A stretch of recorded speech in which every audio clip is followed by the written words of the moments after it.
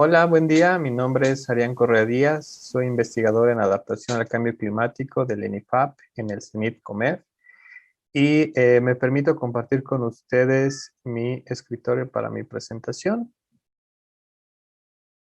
Bueno, les voy a platicar un poquito acerca de esta investigación que realizamos utilizando varias especies del género Abies, particularmente utilizando su información de anillos de crecimiento para evaluar el comportamiento ecofisiológico derivado de cambio climático a lo largo de un gradiente de humedad desde Baja California Norte hasta el estado de Chiapas. Ok, como introducción, pues es bien conocido que el género Abies es uno de los principales géneros de la familia Pinaceae, cubriendo un amplio rango de distribución en el hemisferio norte.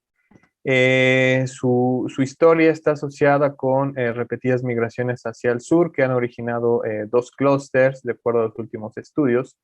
Un clúster o grupo para Norteamérica y un clúster o grupo para los haplotipos de Eurasia.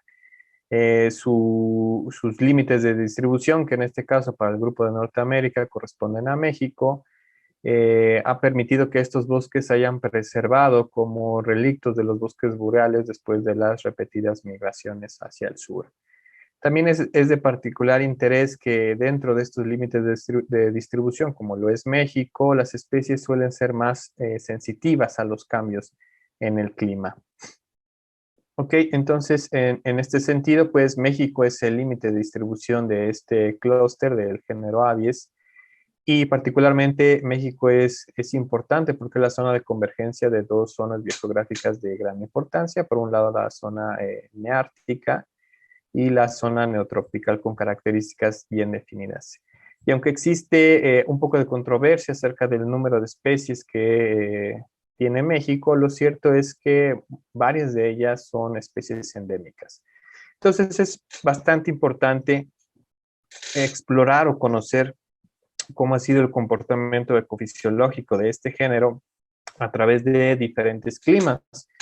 Para ello nos apoyamos de la dendrocronología o la ciencia que se encarga de estudiar los anillos de crecimiento anual mediante el análisis retrospectivo de diferentes características de los anillos de crecimiento, como puede ser el grosor, su anchura, la densidad de la madera, su estructura, e incluso su composición química, ¿no? Lo que refleja las condiciones durante el cual los anillos fueron formados, ¿no? Entonces nosotros obtenemos los núcleos de crecimiento de los árboles vivos y pasamos estos datos a información valiosa, ¿no? Por ejemplo, aquí yo les muestro este índice estandarizado de la anchura de los anillos, lo que nos puede proveer de información acerca de las condiciones, ¿no? Valores superiores a 1 nos indican condiciones favorables de crecimiento y lo contrario con valores menores a 1, ¿no? Lo que refleja periodos que no fueron óptimos para el crecimiento del árbol.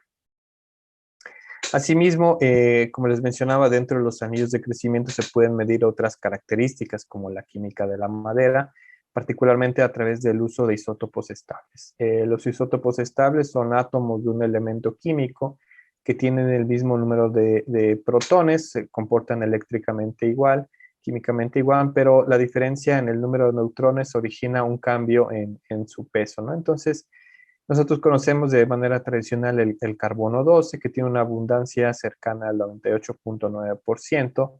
Sin embargo, hay un carbono más pesado que tiene un neutrón más y su abundancia es mucho menor, del 1.1%. Entonces, cuando uno evalúa esta relación entre el carbono ligero y el carbono pesado, el isótopo ligero y el isótopo pesado en diversos tejidos del árbol, uno puede inferir diferentes características durante el proceso de formación, ¿no? Por ejemplo, el carbono 13 está muy relacionado con la apertura y el cierre de los estomas y por lo tanto con la fotosíntesis.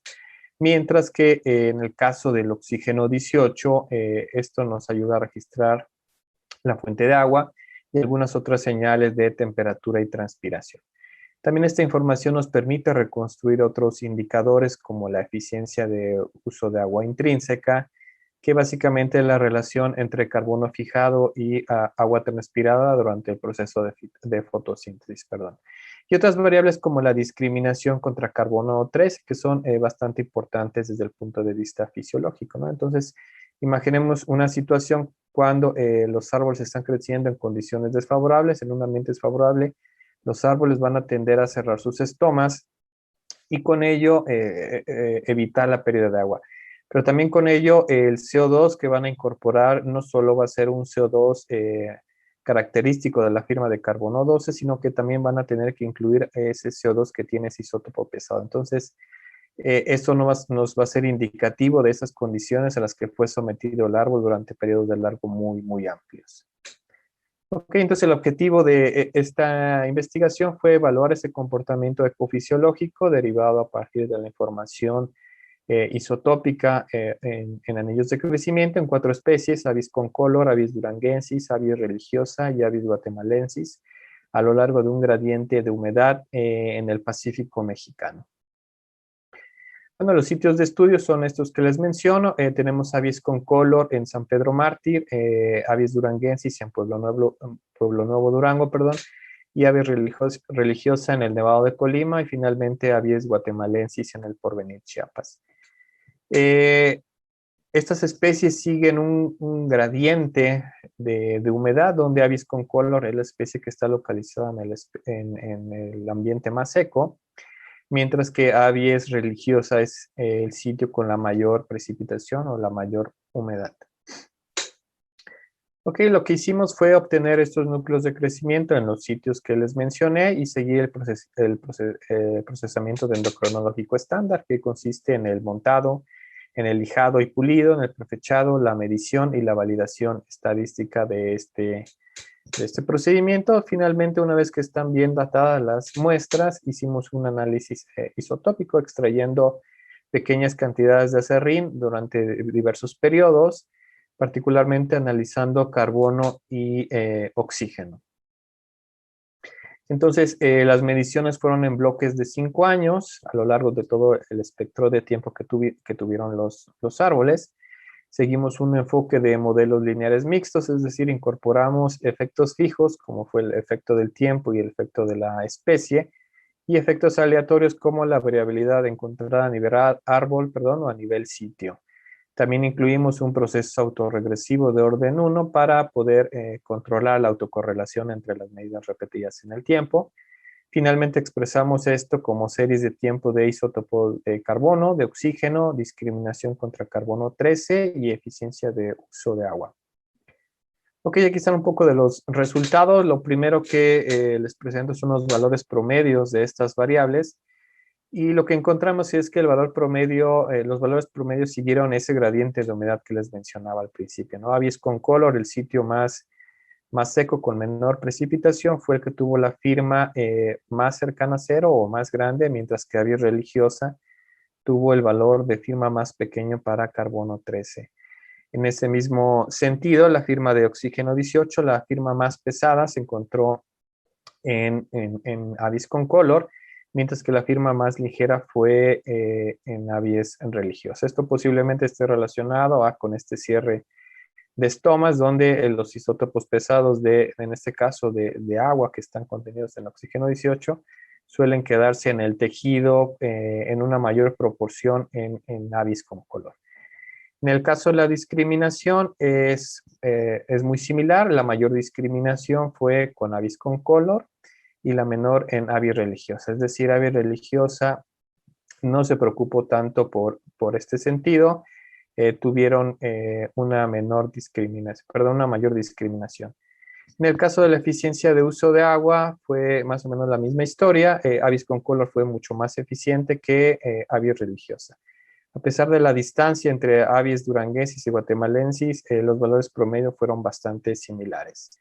Si lo vemos esto desde un punto de vista gráfico, tenemos aquí esta gráfica donde podemos observar ese gradiente. En el eje de las X tenemos la precipitación media anual y en el eje de las Y las diferentes variables, ¿no? Entonces, por ejemplo, podemos ver cómo la discriminación fue mucho mayor en sitios con mayor humedad, mientras que en sitios con menor humedad la discriminación fue menor. En el caso de la eficiencia de uso de agua, mismo, los sitios con menor precipitación tuvieron mayor eficiencia y los sitios con mayor precipitación mostraron una menor eficiencia.